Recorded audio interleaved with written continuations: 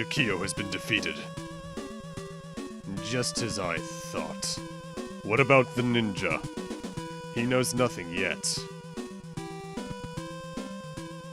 Good. Continue the plan. What shall we do about the ninja dragon, sire? Nothing. No further need for him. At least, not for now. Follow the plan exactly. Now go. Yes, sire.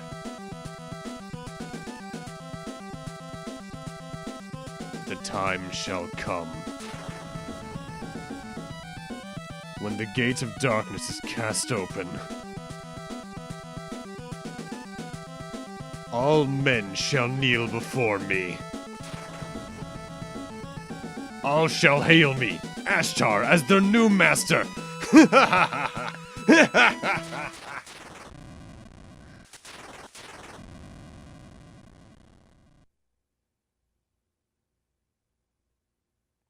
One year after the fateful battle with Jakio, a new adventure begins for Ryu Hayabusa, the ninja of the Dragon Sword. Hello everyone, and welcome to Let's Play Ninja Gaiden Episode 2, The Dark Sword of Chaos. My favorite in the original trilogy, actually. We're not going to fool around, there's no intro cutscene beyond what we just saw, so we're just going to press start and head right on in. Now, no, but we actually start with the standard shuriken sub-weapon this time around. You can only get it through starting with it. And we also have a new one. I generally call this thing the Down Spark, but I believe the manual refers to it as the Fire Dragon Balls or something like that. It's basically the firing from last time that fires downwards instead of upwards. The Windmill Shuriken still acts the same, as do all other sub-weapons, so there is technically one other new one. Those orange bags I pick up as well as blue ones are still points and such like that. But there are some new things here. First off, you can actually climb the wall now instead of just jump off of it. Like, it's essentially how the ladders worked in the last game. And that right there, what I just picked up is a Shadow Clone. Shadow Clones mimic your moves to the letter, just with a slight delay. If you're actually smart with them, because you can have up to 2 of them at a time, you can really take down enemies or boss fights pretty quickly. They also will use any sub-weapons you use, and you won't lose any extra info for it. Having 2 is ideal. You do lose them upon death, though. The Ninpo system has also been changed. You might notice it says I have 40 out of 40 out there. Now, you actually have a maximum now. And there is a way to raise that, but we won't get into that until stage 2 onwards. Similarly, Blue Ninpo, I believe, at least like from the Lantern drops, is still, I think, 5 or 10, I forget which. But red ones are now full restoration, so it's going to be a bit easier to do things now. And we're just going to go right into our first boss, Dando, who is not going to be lasting long thanks to Shadow Clones. He just moves forward and charges occasionally, doesn't really have any projectile techniques, that's about it. Also, keep in mind those trains in the background, they might be kind of important. Who are these thugs? They told me you were good. Who's there?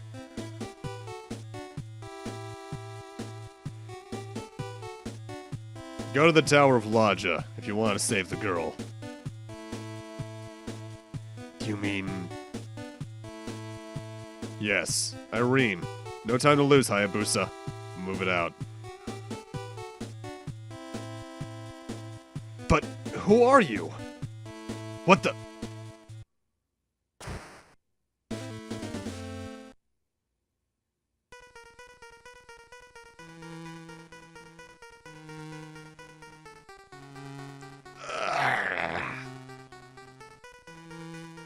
Who are you? What the... Where'd he go? Come on, Hayabusa. You may be the only one who can beat them. But there's no chance unless you hurry.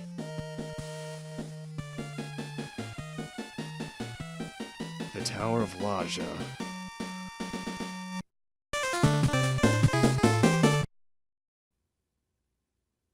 The good old Act Clear theme's back. Notably, you're going to see jump cuts like that or fades at the start of more or less every stage because, as with the last game, I record every stage in Ninja Gaiden independently. So, stage 2 is recorded after stage 1, of course, but, like, hours later. And the reason I told you to keep in mind the train is because here we are on it. That's the only kind of strange transition we get for that. Ninja Gaiden 2 is a bit worse with its stage logic than Ninja Gaiden 1 in that sometimes there's little to no reason why we go through certain stage environments. The train is the only one that gets, like, decent explanation. Also, this is a thing. The fire invincibility wheel from Ninja Gaiden 1 is now an actual sub-weapon you can use and get. You can use it whenever you have enough Nimpo for it. I do believe it costs the most, though. Out of all of the weapons, I think that standard throwing star is 5, the windmill shuriken is 10. I think the fire wheel is 8, as is the down spark / fire Dragon Balls. I can only call it the down spark because it just sounds cooler. And the fire wheel, I think, is 15, so that's a bit, costly. But it is worth it. Notable, though, if you pick up another sub-weapon while you're using a fire wheel, it will dissipate. And suddenly we're on a mountain. This is where we get into something new for Ninja Gaiden 2. Gimmick stages. And a few times throughout this game, there's going to be stages like this that have some sort of hazard force that's going to be constantly affecting us in the level. For instance, now we have wind blowing either forwards against us and just staying neutral. When it's blowing forwards, your jumps forward are accelerated, but when it's blowing against you, any jumps and movement is hindered. Keep that in mind because it's rather important. Similar to Ninja Gaiden 1, Ninja Gaiden 2 still employs the system from memory that if you get a game over, you are sent to the beginning of the stage you're in, not to the game, to the title screen. I think every Ninja Gaiden game on the NES does that, actually. I think the only one that might do that as it is Shadow on the Game Boy Color, or Game Boy.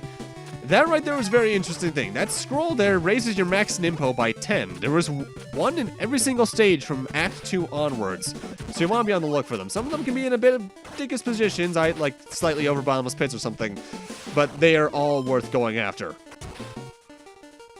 Because having extra Nimpo means more special attacks, which is really good against the boss fights in this game, because honestly, Ninja Gaiden 2, I think, is harder in the stages than Ninja Gaiden 1 for the most part, even though it's a bit more fair due to your extra advancements as well. But the bosses actually get easier after this one we're heading up to right now. And I can't tell if that's a good thing or not. Also, you can actually clip to that corner in the wall to my left if you just jump up and hug it. And that can actually be an easy way to get around that corner, but if you want that health potion that just fell down there that I didn't grab, you're kind of out of luck otherwise. Anyway, time for the boss of this stage, Baron Spider. Baron Spider likes to stay on the opposite end of the stage vertically to where you are. If you jump up to him, he'll try to jump down, and vice versa. He only has one attack aside from touch damage, and that's to summon 4 spiders, 2 of which will go to the extreme and usually fall off, and the other 2 will stay on the area and try to crawl around. It's very easy. You can actually very easily, for all bosses in this game, find a position where your shadow clones can easily hit them. This is probably the hardest boss to do that with, though, because the wind is constantly blowing you, and thus your shadow clones around just a little bit. Also, apparently this guy's German, according to, I think, the manual. You tried to ambush me. Who are you? We are tribesmen from the world of chaos, led by the Emperor of Darkness, Ashtar. Ashtar. The end of your life draws near, Ninja Dragon. Ashtar, the Emperor of Darkness.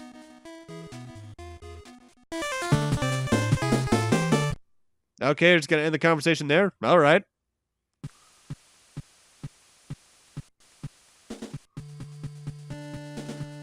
I must find Irene before it's too late.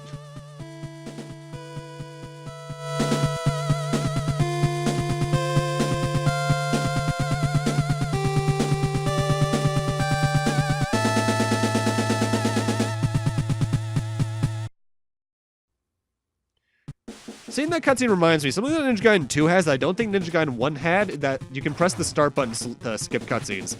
Either way, our next gimmick level is Darkness. Occasionally lightning flashes and you can see where platforms are, but the best way you're going to be going around this is actually relying slightly on the trees in the background for the higher platform shadows like this. There is one notable dick move in this stage, we'll get to that in a moment, but weird little thing about Ninja Gaiden Trilogy on the Super Nintendo, aside from the music being slaughtered to all hell, because I didn't really mention Trilogy much in Ninja Gaiden 1. This gimmick is entirely broken. It doesn't work at all in Trilogy, and that's weird. There's a lot of weird quirks with Trilogy, but that's one that always pops into my mind. Either way, I believe there's either an extra life or health if you go on the upper path here, but in order to progress you do need to take the bottom path, because for some reason, that wall above me cannot be climbed from the left all the way.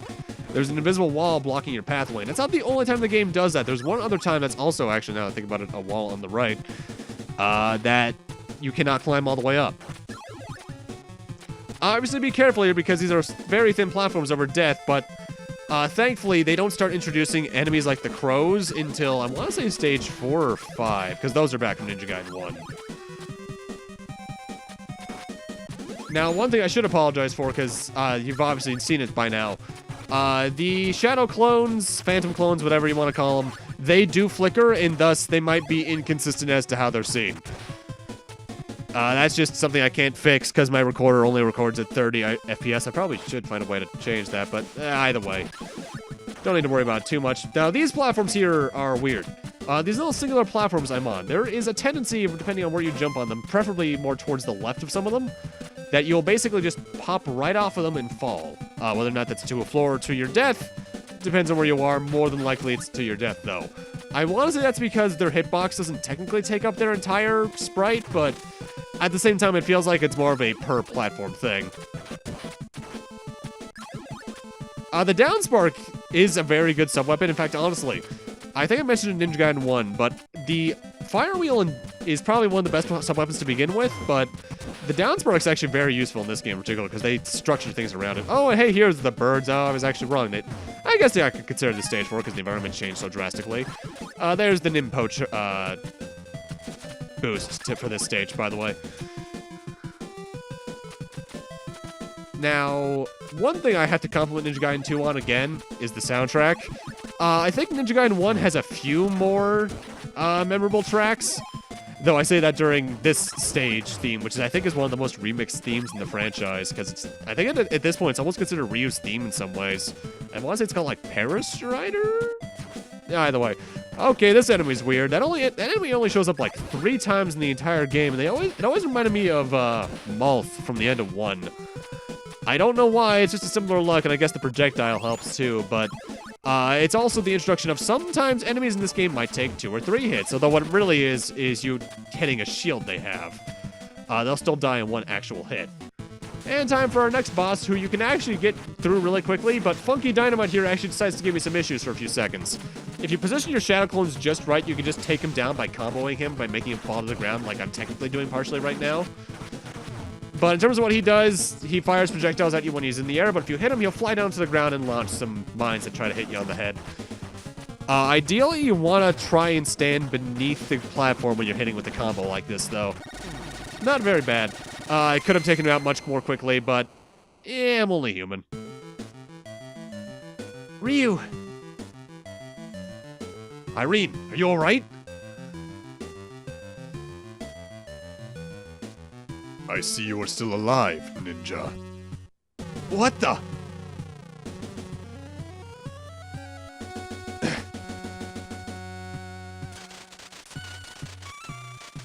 Take that. I find it hard to believe that a weakling like you was able to defeat Jakio. You... Ashtar! That sword! Some warrior you turned out to be. Die, little ninja. No! What the? Who are you? How did you get in here, you sewer rat? Hand over the sword and surrender. This tower is completely surrounded.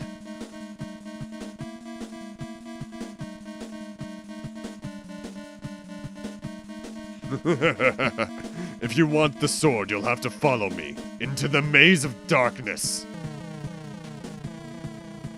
Ryu! Irene!